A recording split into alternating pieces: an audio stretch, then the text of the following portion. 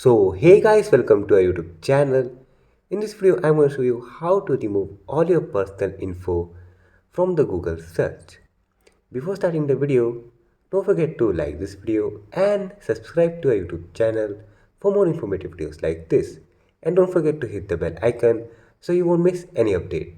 So let's begin the video without any further ado.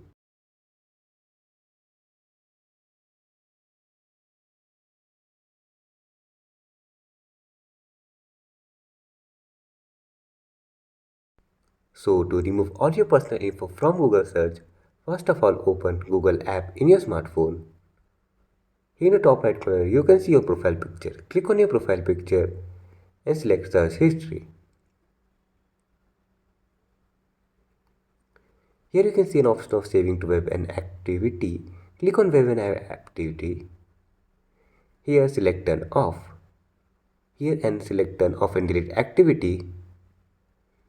After that click on next. You have to choose remove select all and just choose for Google search and click on next, and all your Google search will be deleted and info will be deleted all at once. So that's all for today's video. Don't forget to like this video and subscribe to our YouTube channel for more informative videos like this.